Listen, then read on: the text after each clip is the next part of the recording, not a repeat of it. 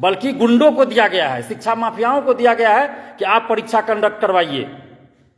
आखिर जहां गया के जिस सेंटर पर यह घटना हुई कल, सेकेंड शिफ्ट की बात है, वहां क्या पुलिस प्रशासन मौजूद नहीं थी? वहां क्या उस सेंटर पर, गया के उस सेंटर पे क्या सरकारी लोग मौजूद नहीं थे? सरकारी कर्मी मौजूद नहीं थे? पुलिस मौजूद नहीं थी? तो फिर ये जो 10-12 लोग जो लाठी डंडे से अभ्यर्थियों को भगा रहे हैं, पीट रहे हैं, अभिभावकों को पीट रहे हैं, इनको इतनी हिम्मत कहां से आ गई? पुलिस क्या कर रही थी? यानी कि ऑनलाइन सेंटर जो है, जो परीक्षा कंडक्ट करवा रही है, वो गुंडागर्दी का अखाड़ा है। ऑनलाइन सेंटर, मैं बार बार कह रहा हूं कि जितना भी ऑनलाइन सेंटर है उसमें से 99% सेंटर शिक्षा माफियाओं का है।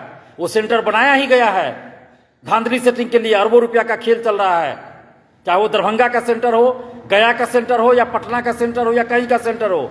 ऑनलाइन जितना सेंटर है सब में धांधली सेटिंग 99% ऑनलाइन सेटिंग में धांधली सेटिंग का खेल चल रहा है। और कल का वीडियो आप लोग देखिए। अगर इसके बाद भी अगर आपका खून नहीं खौल रहा है तो मुझे नहीं लगता कि आप में इंसानियत होगी। मैं तो किसी की भी सरकार रहती है, अगर गलत करती है सरकार तो मैं उसके खिलाफ लड़ता हूं।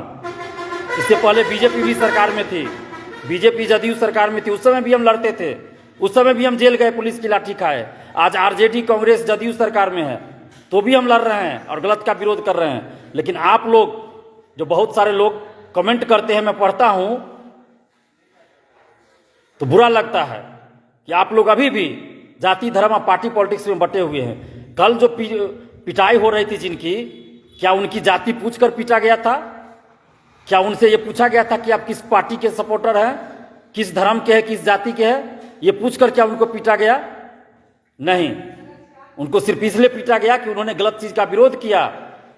मेरे पास फोन आया अभ्यर्थियों का, वो लोग बता रहे हैं कि अंदर कुछ अभ्यर्थियों को चीट पुर्जा गया था, बाहर से चीट पुर्जा कुछ अभ्यर्थियों को भेजा गया, उसमें आंसर था और वही देख देख कर वो क्वेश्चन आंसर सॉल्व कर रहे थे।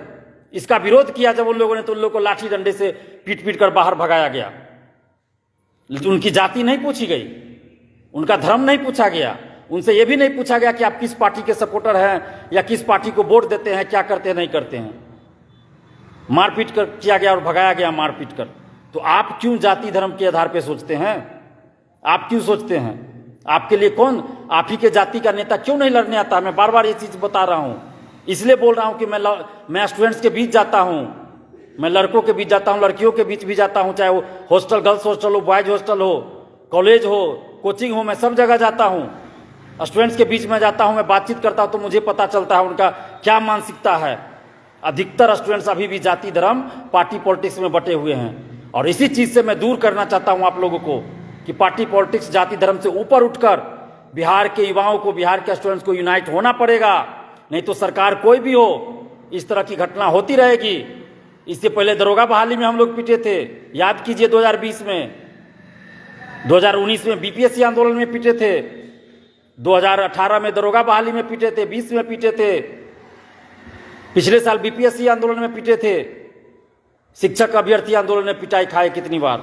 तो कब तक इस तरह से आप लाठीचार्ज, पहले तो पुलिस लाठीचार्ज करती थी, पुलिस की पिटाई होती थी ना, पुलिस पीटती थी अभ्यर्थियों को, अब तो गुंडे पीट रहे हैं। अब तो ऑनलाइन एग्जाम सेंटर पे गुंडे पीट रहे हैं। ऑनलाइन एग्जाम सेंटर के मालिकों ने गुंडे को बिठा रखा है, गुंडों को पैसा पे, भाड़ा का जो है, भाड़ा पे गुंडा लाया जाता है और ऑनलाइन सेंटर के पास रखा जाता है ताकि कोई अगर गलत का विरोध करे तो उसको पीट कर भगा दो और आराम से धांधली सेटिंग ये लोग कर सके। कितने अभ्यर्थी हैं, कितने आप लोग हैं? आप, हमें बुरा लगता है। अभी भी कुछ लोग हमारे ऊपर कमेंट करते हैं कि बीएसएससी सीजीएल 3 आंदोलन में दिलीप कुमार छोड़ के भाग गया, हम छोड़ के भाग गए। बताइए, 4 तारीख को भी आंदोलन किए थे ना, 4 जनवरी को लाठीचार्ज हुआ, हमें भी चोट लगी थी। उससे पहले भी कई बार आंदोलन में हमें चोट लगी थी। हम दिल्ली एम्स इलाज कराने गए थे, न कि हनीमून मनाने गए थे या पिकनिक मनाने गए थे, और सर्जरी हुआ था मेरा। उसके बाद भी हम आपके लिए लड़ते हैं, अभी भी लड़ रहे हैं। अभी भी हमको बोलना ज्यादा नहीं है, मना है हमको बोलने से, ज्यादा शोरगुल से दूर रहना है, शांत में रहना है। लेकिन फिर भी आपके लिए हमको चिल्लाना पड़ता है क्योंकि हमको तकलीफ होती है, हमने भी झेला है इस चीज को। आज दिलीप कुमार इतना बोल रहा है तो उसके पीछे दर्द झलकता है, हमारी अंतरात्मा रोती है जब ये सब चीज़ देखते हैं तो, क्योंकि हमने भी इस सब चीज़ को झेला है।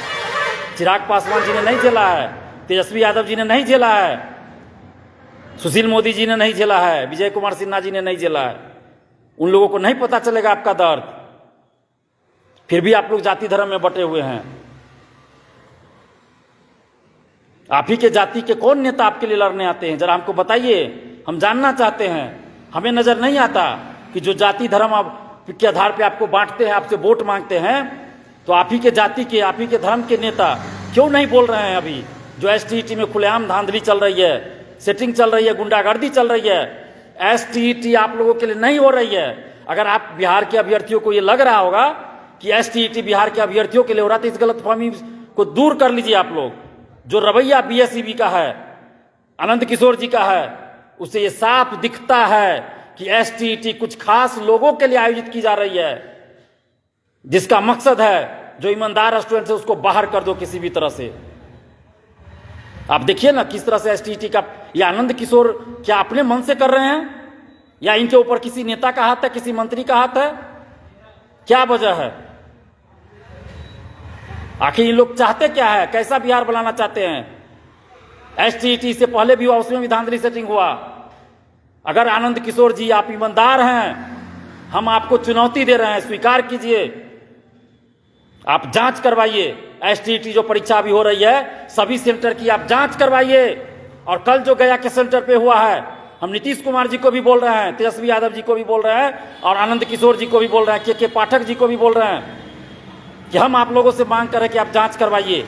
और कल जो घटना हुई है, जिस सेंटर पे अभ्यर्थियों को मार पीट कर भगाया गया, वहां आप लास्ट का, जब एग्जाम खत्म हो रहा था, आधा घंटा पहले तक का वीडियो आप सार्वजनिक कीजिए। सीसीटीवी कैमरा में जो फुटेज आया होगा वो सार्वजनिक कीजिए। हम आपसे मांग कर रहे हैं, सार्वजनिक कीजिए उस फुटेज को। सारा सबूत मिल जाएगा कि क्या एग्जाम सेंटर के अंदर क्या धांधली हो रहा था, क्या गुंडागर्दी हो रहा था, सारा सबूत मिल जाएगा। क्यों नहीं कर रहे हैं आप लोग ऐसा? क्योंकि आपके मन में बेईमानी है। आप बिहार के युवाओं के सपनों को कुचलना चाह रहे हैं। आप लोग बिहार के युवाओं के भविष्य को बेच रहे हैं। बिजनेस बना दिया है आप लोगों ने। लेकिन बिहार के अभ्यर्थियों को सोचना पड़ेगा कि कब तक ऐसा चलेगा। आज तक हमने किसी नेता के पक्ष में नहीं कहा कि आप लोग वोट दीजिए। कोई भी आदमी हमें बता दे, 2019 चुनाव गया, 2020 चुनाव गया, अभी भी चुनाव आने वाला है, क्या हमने कभी आप लोगों से कहा कि इस पार्टी को वोट दीजिए, इस नेता को वोट दीजिए? नहीं। लेकिन आप लोग बटे हुए, हम आपके लिए लड़ रहे हैं, और आप ही को जब बुलाएंगे तो आप लोग नहीं आइएगा, लेकिन आपके जाति या धर्म की बात जो करेगा तो वहां आप जाइएगा, और वो नेता आपके लिए कभी नहीं आवाज उठाएगा। एसटीईटी 2023 महाघोटाला है, ये परीक्षा नहीं। एसटीईटी 2023 परीक्षा नहीं, महाघोटाला है। आप लोग चुप रहिएगा तो इसी तरह होगा। हम 21 तारीख को बुलाए थे, आप लोग याद कीजिए। दिलीप कुमार हर लड़ाई में आपके लिए तैयार रहता है, लड़ता है, आप लोग पीछे हट जाते हैं। 21 अगस्त को ही हमने बुलाया था एसटीईटी से संबंधित सभी मुद्दों को लेकर, लेकिन आप लोग ही नहीं आए थे मीटिंग में। आंदोलन नहीं था, मीटिंग था, उसमें भी आप लोग नहीं आए। हम क्या करें बताइए? हम कोई पार्टी नहीं ना चला रहे हैं, हम कोई राजनीतिक परिवार से नहीं है, हम कोई बिजनेसमैन का बेटा नहीं है। हमारे पिताजी बिहार के कभी कोई मंत्री नहीं रहे, हमारे पिताजी कभी कोई नेता नहीं रहे, या ना हमारे परिवार का कोई राजनीतिक बैकग्राउंड है। फिर भी हम आपके लिए लड़ रहे हैं। हम भी पटना बीपीएससी की तैयारी के लिए गए थे, लेकिन आपके लिए हम लड़ रहे हैं, तो आपको हमारा साथ देना चाहिए। अभ्यर्थी 8.5 लाख, तो आप सोचिए कि जब हम 35-40 लाख अभ्यर्थियों के हित के लिए हम लड़ते हैं, अगर सबको मिला दीजिए, शिक्षक बहाली, दरोगा बहाली, सिपाही बहाली, बीएसएससी, बीपीएससी, तो 35-40 लाख हो जाता है। इतने लोगों के लिए हम आवाज उठा रहे हैं। लेकिन कितने लोग हैं इसमें से जो हमारे फेसबुक और यूट्यूब को सब्सक्राइब किए, फेसबुक पे फॉलो कर रहे हैं? नहीं। जो हमको जानते हैं, जो हमारे साथ कोचिंग किए, जो हमारे साथ पढ़ाई किए हैं, जो हमारे साथ लॉज में रहे या लॉज के अगल बगल रहे, जो हमारे साथ मेस में खाना खाए हैं लॉज में, वो लोग जानते हैं मेरे बारे में कि दिलीप कुमार ने क्या क्या त्याग किया है। आप लोग को अभी मेरे बारे में बहुत कुछ नहीं पता होगा, सरकार को भी नहीं पता है मेरे बारे में बहुत कुछ, लेकिन हमने बहुत कुछ त्याग किया है। आज न कल वो चीज़ आप लोग को भी पता चल ही जाएगा, लेकिन कम से कम आप लोग साथ दीजिए। हम आपके लिए जब लड़ रहे हैं, आप लोग साथ नहीं देते तो हमें बुरा लगता है। हम किसके हुआ है? STT 2023 का फॉर्म आया, 9 अगस्त को फॉर्म आता है सुबह में, और अध्यादेश की तरह आता है, और शाम से फॉर्म भराना शुरू। 23 तारीख को लास्ट डेट, 23 अगस्त को 24, 25, 26 शिक्षक भर्ती की परीक्षा होनी थी। परीक्षा हुई। अब आप सोचिए कि इनको इतनी हड़बड़ी क्यों थी कि BPSC परीक्षा ले रही है शिक्षक भर्ती के लिए, और उससे एक दिन पहले आप डेट समाप्त कर रहे हैं। कैसे अभ्यर्थी फॉर्म भरेंगे? अभ्यर्थी शिक्षक भर्ती के लिए एडमिट कार्ड निकाले, परीक्षा देने जाएं, या STT का फॉर्म भरे, ऊपर से उनका सर्वर स्लो।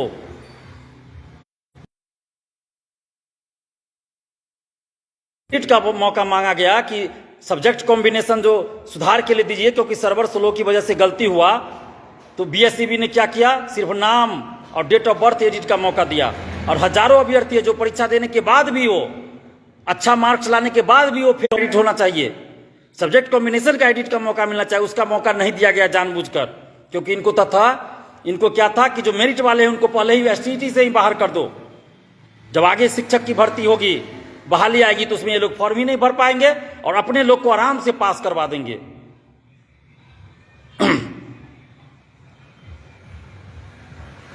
आराम से पास करवा देंगे। और उसके बाद देखिए, परीक्षा जब हो रही है, ऑनलाइन एग्जाम हो रही है। CTET पहले ऑनलाइन होता था, जब दिसंबर वाले में देखा गया कि गजब का धांधली सेटिंग हुआ, तो CTET पूरे भारत में ऑफलाइन हुई। CTET ऑफलाइन, लेकिन BSCB के अध्यक्ष जो है महामहिम आनंद किशोर जी, वो ऑनलाइन एग्जाम करा रहे हैं। क्यों भाई करा रहे हैं? उसमें खुलेआम धांधली सेटिंग हुई, उसकी जांच भी चल रही है। जांच के नाम पे लीपापोती